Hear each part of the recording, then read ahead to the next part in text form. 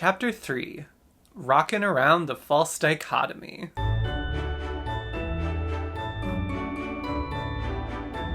Hey y'all, welcome to Clove Room and welcome to the second day of Clovemas. I am very excited to do this video. It's going to be a kind of shopping diary, which is the first time I've ever done a video like this. If it goes well and if y'all end up liking it, I may make it a series and not have it be necessarily around an event like this one is. This one's about Black Friday, Cyber Monday, that odd period we went through and honestly are kind of still going through. And like I said, my Black Friday video will be going through till the holidays have concluded, where the sales are just never ending. The internet is just not one for constraints, right? I never want to come across as like somebody who has it figured out, because I don't have it figured out with all of this stuff yet. I know I feel like I talk like a really big game. My highlighter, by the way, I'm so sorry if it's distracting you. It is absolutely distracting me. Like, I'm like, who am I, Jaclyn Hill? Like, we just gotta leave it. It's too late anyway. Try not to be distracted, but I'm distracted. I'm like, my God, my cheeks. What was I saying? I never want to come across as somebody who is like perfect when it comes to like conscious consumerism. I talk a lot about it because I need to hear it, and talking about it actually makes it easier for me to meet my goals and make decisions that I'm proud of. But as you'll see in this video, like, I still stumble, I still make less than perfect choices. I have not received a doctorate in this space yet, you know? I'm very much, this is my lived experience and we are still living it. So that's kind of what I want to do with this series, is get, I guess, a little bit more personal, report back about purchases, but of course make it fun and hopefully make it informative, and, you know, maybe you'll learn something about yourself or about me. Or maybe you just will look at my highlight for like 30 or 40 minutes, which I think that's like, you're welcome. Because like, damn. But if you are new here, welcome. I'm doing Clovemas this month, which is my version of Vlogmas. It is much like the internet. Clovemas does not have constraints because I will be uploading whenever I can. My channel really focuses on this type of content about conscious consumerism, about the beauty space, and it also talks a lot about gender and culture and the internet, and I do it all through a very trans lens, and I like to center the experience of trans folks on my channel. If you do end up liking the vibe and want to stick around, please subscribe, see future uploads, and go ahead and give this video a like. Helps me a lot. And let's just get into my Black Friday shopping diary. I have divided this diary up into chapters, and I just wrote the chapter names like 5 minutes ago. For your information, it is midnight 04 right now. When you hear the chapter names, I feel like that'll help contextualize it, because some of these are terrible. But away we go, because Clovemas waits for no one. Chapter 1. Carol of the Brushes. This story begins with an unlikely, I guess you could say, protagonist, antagonist. Who's to say? The BK Beauty 101. I was certain that by the end of this period, I was going to be the perhaps proud owner of the BK Beauty 101. For those not familiar, BK Beauty is a very popular brush band on YouTube, on TikTok, and the 101 is one of their most signature brushes. It's this giant angled foundation, multi-purpose brush. It's huge, but it allegedly blends things out beautifully, and I have been coveting a larger blending brush for foundation and complexion products, and this seemed like a really great candidate. And I have a couple other BK Beauty brushes. One's an eye brush, one is a face brush. I like them both. Still sorting if I think it's worth paying BK Beauty prices, even on sale, for synthetic brushes that are significantly cheaper at the drugstore. And to be honest, I don't see a huge difference in quality. But I was pretty sure that I was going to purchase the BK Beauty 101. I don't know if it ever went on sale more than 30%, but it's been consistently 30% for this whole Black Friday period. Sometimes they do flash sales, sometimes they do like TikTok shop stuff. I have decided I'm just not going to even wade in the waters of the TikTok shop. I'm a big believer, if things are too good to be true, that means they're not true, and that's how I feel about TikTok shop, and that's all I'm going to say in this video about that. I feel like entering my credit card into another easy payment app with really steep deals that you don't think about,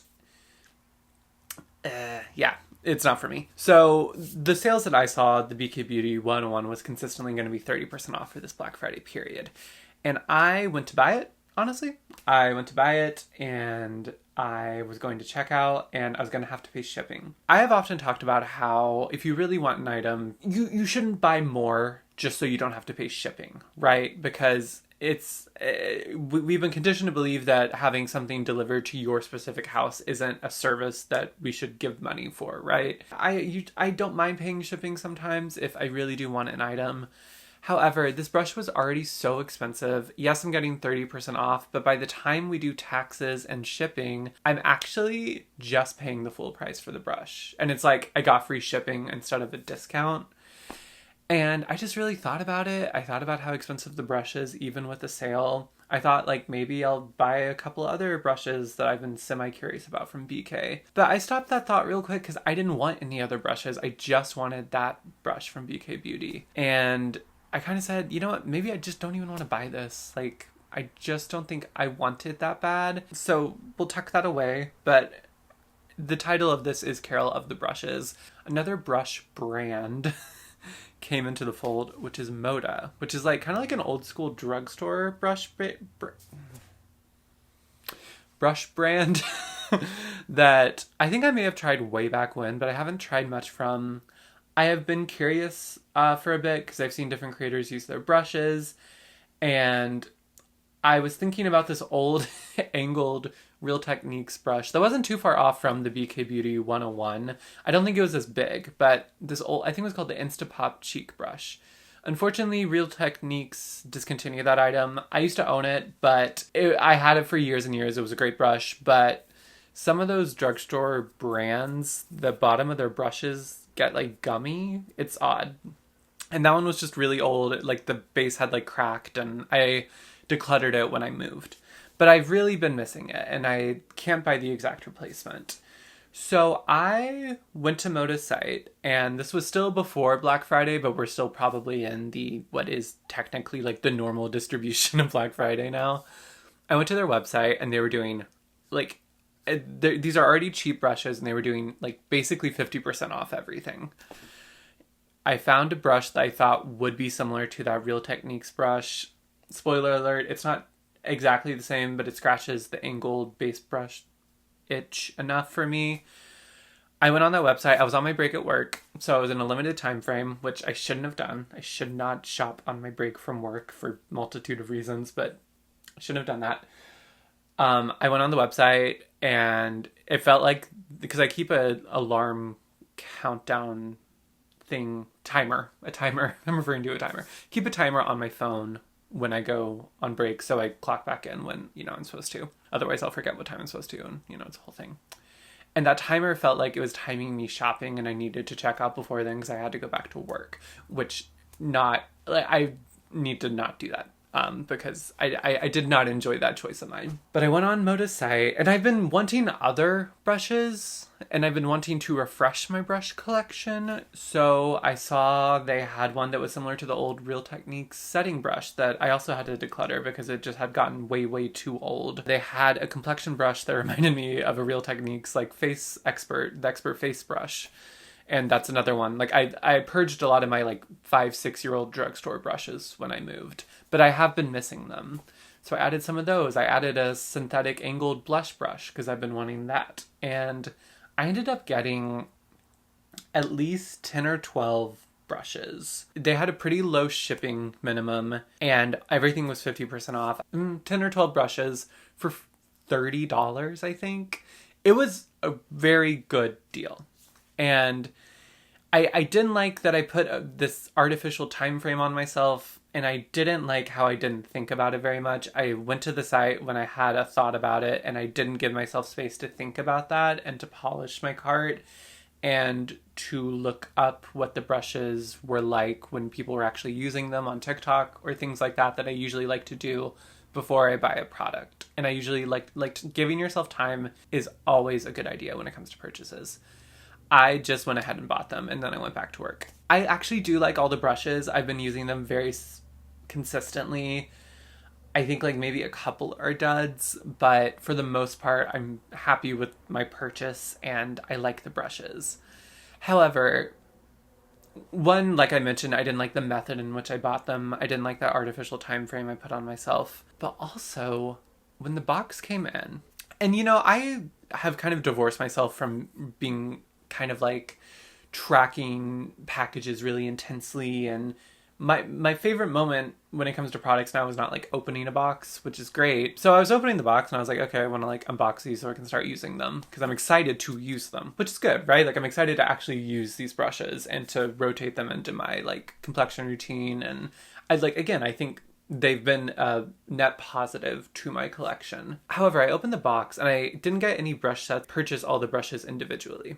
Which is a thing I like about Moda, that I'll say, versus Real Techniques. Real Techniques makes some phenomenal brushes, but some of their best brushes you can only get in sets, which I hate. So I do appreciate that Moda sells pretty much everything in individual packages, or you can buy everything individually. However, I opened the box, this order that I hadn't put a ton of forethought into and hadn't been carefully considered.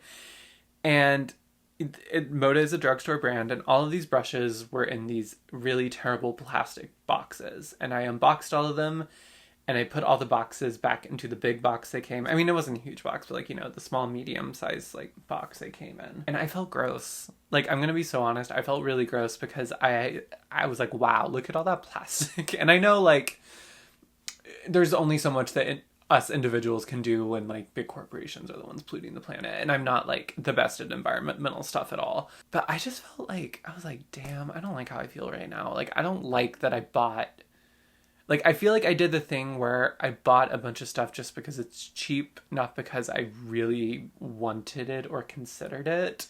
And even though, again, I will say, like, I have been enjoying the brushes, I am ultimately glad I made the purchase. Having to, like, unbox all of them made me feel really icky. I didn't enjoy that, and, you know, it's a lesson that I can move forward. And actually, it's a lesson that I think will guide the rest of the shopping diary, because that image and that feeling I had, one, because it reminded me of when I would do things like that when my shopping was at its worst. It wasn't like a good nostalgia, like, oh, this is what I used to do. It was like a, ooh, like, we don't do this for, like, really good reasons now. That feeling followed me with future purchases that I'll talk about in the shopping diary. Chapter 2, Hark the Herald shipping minimums. The subchapter for this is the NYX saga. I almost bought a lot of products from NYX. NYX is a very popular drugstore brand. I think, like, they're pretty global, but, you know, in the US, it's pretty ubiquitous. They are not the cheapest drugstore brand at all. They're, like, most of their products are going to be more expensive than e.l.f. They were running a 40% off everything sale on their website, which is a good chunk off. And you can find deals on NYX products. Like, Ulta runs, like, 2-for-1s or 1 for 50% off a good bit. But 40% off everything is a good bit of money off. The shipping minimum was like $30 to $35. And I built a cart. I had a lot of like lip glosses in it because I don't have a lot of lip glosses. I also don't wear a lot of lip gloss, so there's a reason I don't have it. I added this face primer, the Plump Right Back primer, because I swatched it at Ulta and it felt really nice. And I was like, well, I don't have a face primer right now. I don't really use face primers. I don't need face primers. And I added enough where I had free shipping, and I was getting what felt like a good deal on everything. However, I actually gave myself time with this purchase, which is such a good thing. And I went back through my cart and I said, what actually do I have the space for? What is something that isn't going to prevent me from reaching for something I already own, and something that feels like an actual, as much as makeup can be a need, feels like a need? There was only one thing in the cart that felt like a need, and it was the eye primer I had in the cart. I've been wanting an eye primer. I don't have an eye primer right now. I've been noticing my lids look really textured and my eyeshadow's been fading. So I would like to buy an eye primer, and that was like one of the things going into Black Friday was I would like to get a good deal on an eye primer. I hadn't even thought about getting the NYX one. I just added it because I was like, well, I'm getting all this stuff, and like getting the eye primer makes it feel more utilitarian or necessary than all of this really is. And I still am interested in this brown butter gloss, and I think it's the name of it is Cinnamon Roll. It's like a cool tone brown gloss. It looks so pretty. It's like, I swatched it at Ulta. It's a perfect color. I was gonna get it for $3.60 with the sale, which is such a great price. However, if I just bought that gloss and that eye primer at full price, the things I actually want and felt like I had room for, I would actually spend less money than buying a cart full of things that I actually don't want or have space for that are on sale. So yes, I would be paying more for the individual items and maybe I don't feel like I got a great deal, but I'm spending less money and I'm bringing in less stuff. And I just had the vision of that moda box and how bad I felt about opening all of those individual packages. And it felt like if I bought from NYX, it was going to happen again. Like I closed out of the cart, I walked away, and I was like, I don't want to buy from this sale. I don't think this is a good idea.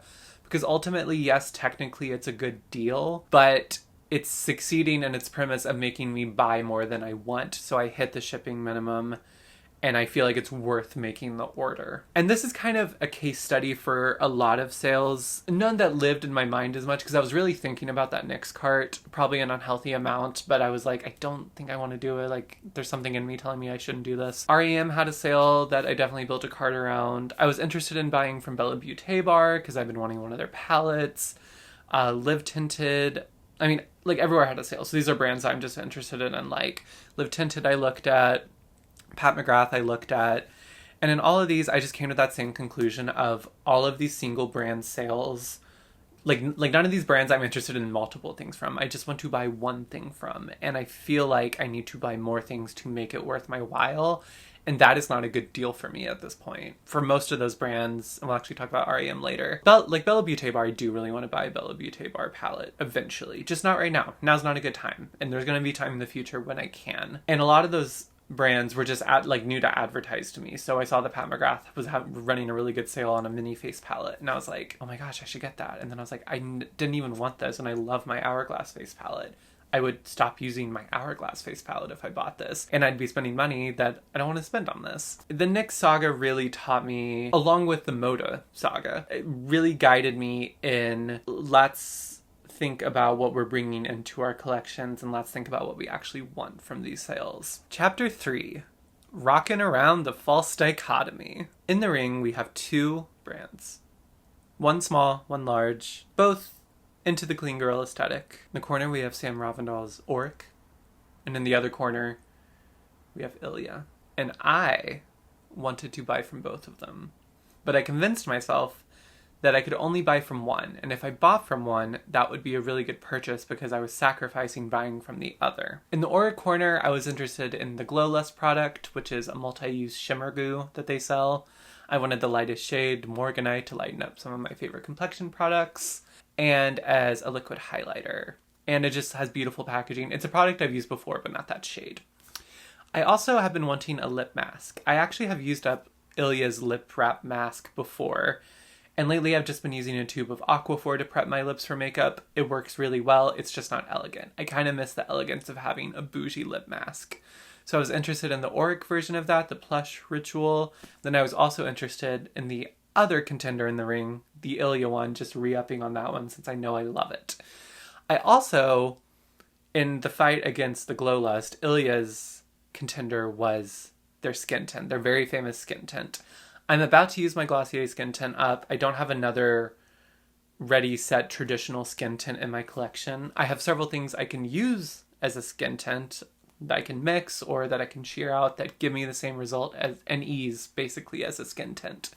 But I don't have a, beyond the Glossier one that I'm nearly done with, I don't have another ready set, skin tint. And I always have wanted to try the Ilia. And I wanted both the Glow Lust and the Ilia skin tint. They're both still kind of on my wish list in the background, running in the background of my mind. But I said, I need to be good and I need to only get one. I need to only do one purchase from one of these brands. And I really thought about it. And then I said, actually, do I need any of this? And the answer, dear viewer, was no, I did not. The Aquaphor is working really well as a lip mask. Yes, I miss that bougie moment with that lavender scented Ilia mask. But I'm not in a place where I can really shell out cash for a bougie lip mask right now. And my lips aren't cracking off. Aquaphor does a beautiful job of prepping my lips for makeup. So I don't need the lip mask, which was kind of the utilitarian stake in these purchases and this false dichotomy I was creating. And then the shimmer goo, the Glow Lust from Auric, the Morganite. I have the Lisa Eldridge shimmer goo thing, and I'm almost halfway done with it. And if I bring in that Auric, I'm not going to finish the Lisa Eldridge one. I just can feel it, or I'm going to finish it slower than I would like. Yes, the Lisa Eldridge one I don't think is as perfect for me as the auric one in Morganite could potentially be, but the Lisa Eldridge is a beautiful product, one that I wanted for a while. And just because I've had it now for a bit doesn't mean I need to buy something to replace it in the middle of its run. You know what I mean? I have had multiple of this type of multi-use shimmer goo product in the past, and I've always kicked myself for it because it's so much better to just have one, because you can actually go through it in a reasonable time frame. Auric was out of contention, so maybe that meant, okay, so Ilia wins in the false dichotomy race I've created. Like I teased to earlier, yes, I'm almost out of my Glossier skin tint, but one, I'm not wearing a lot of skin tints lately because I've actually been preferring a little bit more coverage. So skin tints haven't really been my go-to. And also, if I want to wear a skin tint, I know I can mix a foundation with my Glossier Future Dew, which I'm almost out of. I still have like a third of a bottle left. I can shear out my Glossier Stretch Concealer, and it gives the effect of a skin tint, a tinted moisturizer. I can mix my Lisa Eldridge Shimmer Goo with something. Like, there are tons of things and tons of items in my collection. I have the About Face foundation, which can easily be worn as a skin tint. And I know that even if I don't have a product in my collection that explicitly is a skin tint, that doesn't mean I don't have the capabilities to have a skin tint type look or have a skin tint in my collection. And I think, using the excuse of potentially being out of the Glossier skin tint sometime soon as, oh my gosh, I can like buy something that I've been like wanting. But I have enough complexion products, and I'd rather go through some of those that can also be worn as skin tints before I think about buying something like the Ilia. So even though I was rocking around this false dichotomy, I eventually realized that it is indeed a false dichotomy. And all those products are still on my wish list, and maybe something I'll buy down the road when they fit into my finances a little bit better or fit into my collection a little bit better. But I was happy that I didn't reward myself by only buying from one of these brands when I wanted to buy from both, that I said, actually, neither. Chapter 4, Utilitarianism, the Red-Nosed Reindeer. Beauty of Joseon, which is a Korean brand, I believe. It's an Asian beauty brand. Makes one of my favorite SPFs, and I've tried a couple of their other skincare items, and I've really liked it. It's quite affordable for what it is, and I've had luck with it in the past. I realized during this Black Friday period, not really because it was Black Friday, but just because I have been wanting or needing a product, was wanting a face mask. Something that came in a tub, not like a single-use sheet mask, that would revitalize my skin. My skin has not been looking...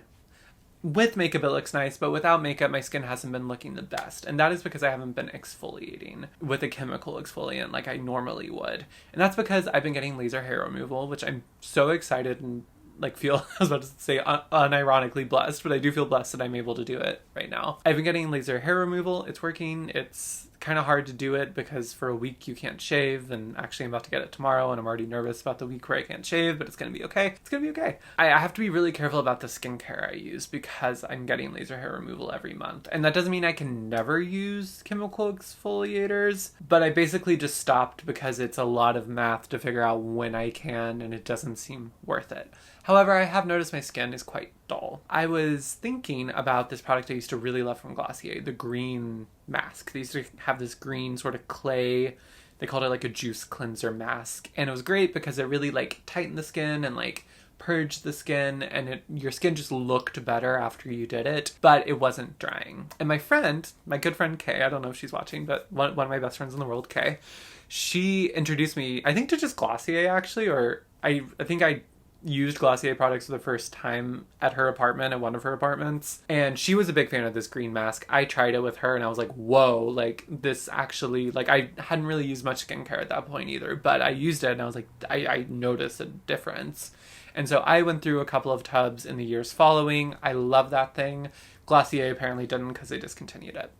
So I actually asked on my Instagram, hey, does anybody know of a good dupe for this? And Kay actually texted me and was like, Beauty of Joseon makes this mask that I found is very similar and gives a similar result to our old Glossier favorite. And I said, heard, that's a valuable... I should have just asked her directly, honestly, because she's the one who introduced me to the mask, and it was as big of a devotee to it as I was. But I was like, Heard, I trust your opinion on this because I know we share a similar history with that mask. And that's a brand I already know I like. And it's affordable. And they were having a Black Friday sale. So this did fall into the Black Friday sale. And as I mentioned before, skincare is very utilitarian for me. But this did feel like a utilitarian moment where like a $15 face mask, which is what the mask was after the sale they had on their brand site, felt like a good purchase for me. I also needed a new moisturizer because I just ran out of my moisturizer. I actually am out of my moisturizer, so I don't know what I'm going to use tonight because I don't think my package from I think my package from the brand still has a couple of days before it gets delivered, but it'll be fine. And then I didn't buy the sunscreen that I have loved from them before, but I needed something easy for on the go when I like go to yoga and like after I need to put on sunscreen, because with laser hair removal I need to be pretty intense about always wearing sunscreen. I mean, we all always do, but with laser hair removal on my face specifically. And I've been running outside more, like I mentioned, and I thought their matte sunscreen stick would be kind of a good solution to sunscreen when I'm not wearing makeup. And I'm more on the go. So I bought that. That actually did not meet the shipping threshold, but I wanted all of these products, so I was okay with paying for shipping, and it was only like $6, which I did not think was bad, and it wasn't worth me spending like an extra $20 or buying an extra product that seemed superfluous to meet a shipping threshold, especially since the shipping was pretty low. So I said, okay, awesome. This is maybe not like the sexiest or most exciting purchase, but it's one I did legitimately need to make.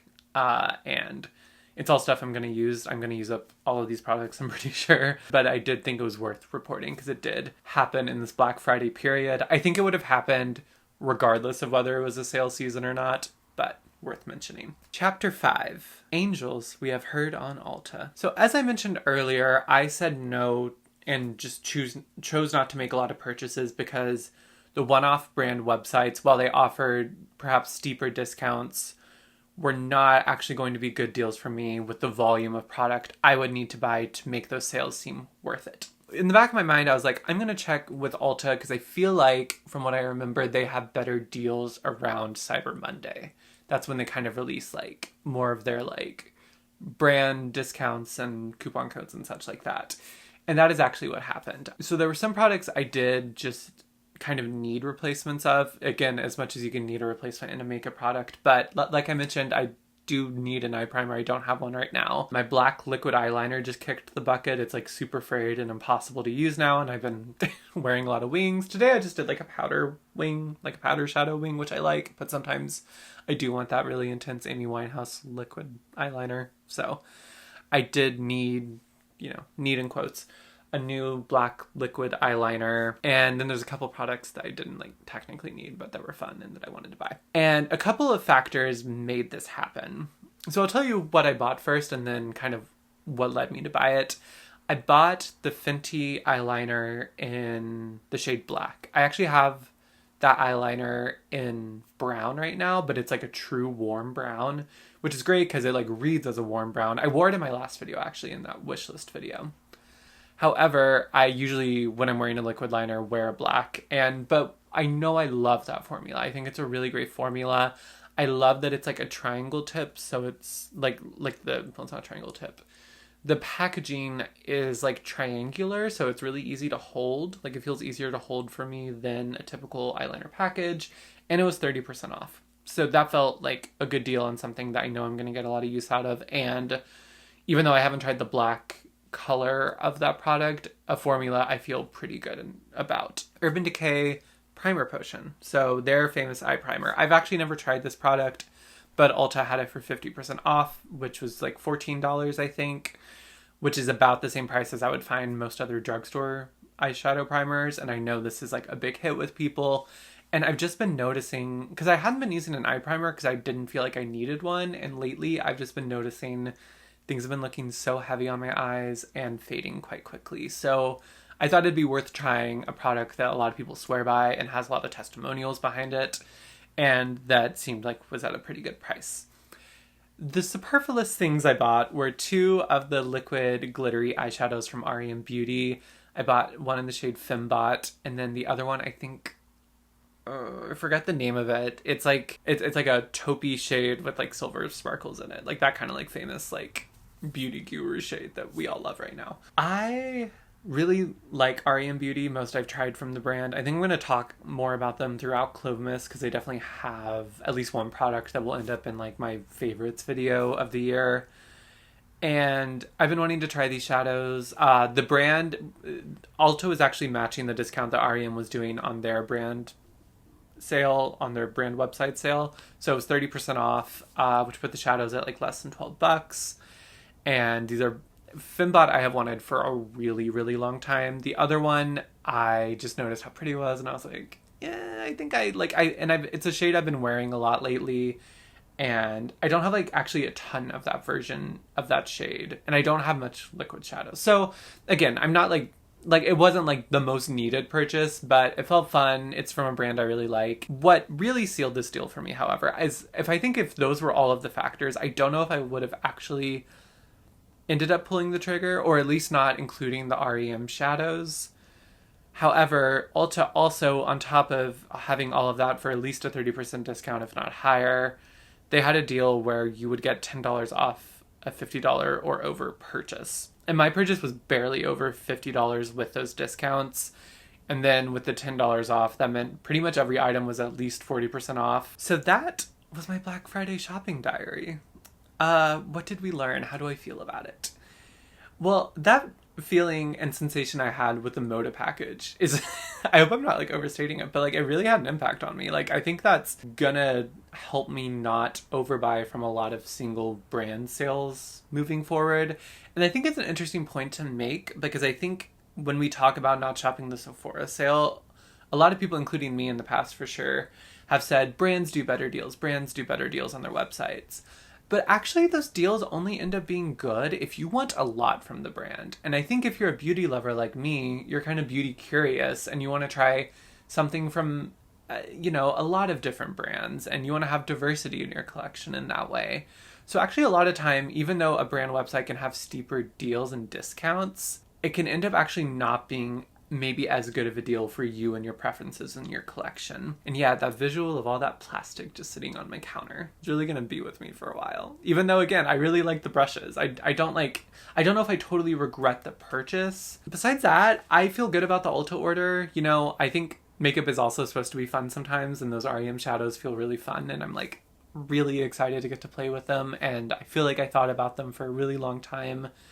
Or at least enough of a long time. I feel like I got a good deal on the eye primer and the eyeliner, which were things I really needed. And the skincare purchase was something I was going to have to do, just going to Target and picking up stuff for probably full price. So getting a deal, buying from a brand that I've had good experiences with before felt good too. This has not been a perfect experience. I don't think I was the perfect conscious beauty consumer throughout this Black Friday, Cyber Monday weird period.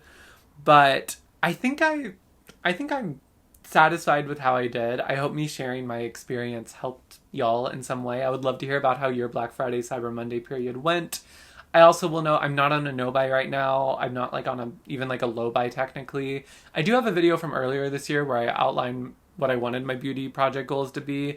That kind of devolved very quickly after I stopped filming YouTube content. Making this content makes it a lot easier for me to reach my goals. I mean, I like doing it and I like the creativity, but being a creator helps me make better choices in this sense, and I feel like holds me accountable in a way. It would have been a lot easier to shop less responsibly if I didn't have planned, this Black Friday shopping diary video, if I didn't know that I was going to have to come on YouTube and talk about this stuff. I think that can actually be a lesson for us all, that if we have spaces where we feel like we're being held accountable, or where we feel like we can share our wins, our losses, our experiences, that actually makes doing this kind of hard work a lot easier. Having this space and maybe oversharing at times with y'all has helped me in the last couple months slow down my purchasing and be a little bit more careful and thoughtful. So I want to thank y'all for that, because if I didn't, have an audience who also discussed and shared things with me, it'd be a lot harder.